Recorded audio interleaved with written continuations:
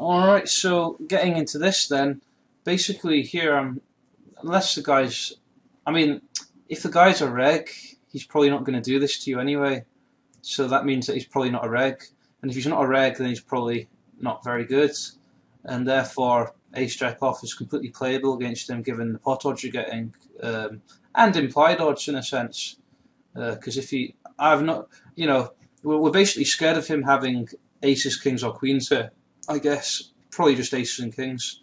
So he only gets those two hands a very, very, very small percentage of the time, which means that it's much more likely he's doing this without aces and kings, just with something else completely different. Could be ace king even.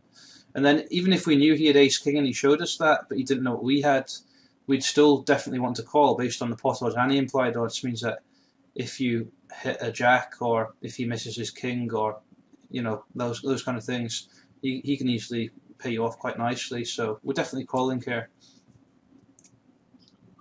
If I remember correctly, he had 10-8 really from more than 100 hands. Ah, right, okay. His 3-bet was low, so that's why I. Okay, if you have those stats on him and you have that sample of hands on him, then yeah, you could easily just snap fold this. Yeah, that makes all the difference.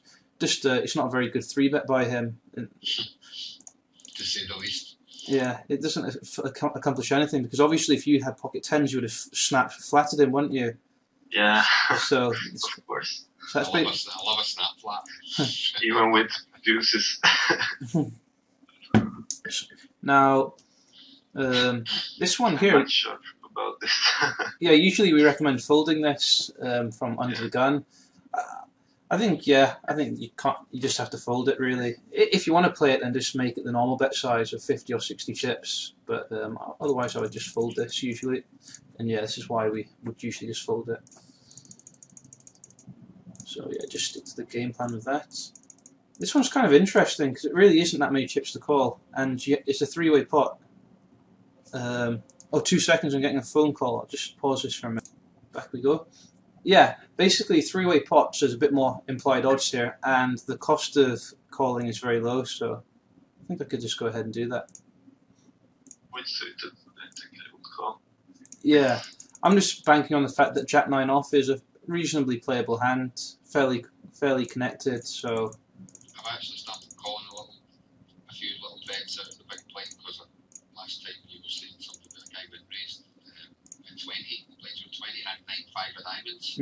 I just told you that and you're like, oh no, put the 20 chips in, have a look, you never know. Yeah, for sure. It's cheap, you can get a nice wee hand there, go and have a look. So I'm doing that now. And I've won a few pots, I've lost a few pots. Obviously, I hope the ones I've won outweigh the ones I lose. Cool.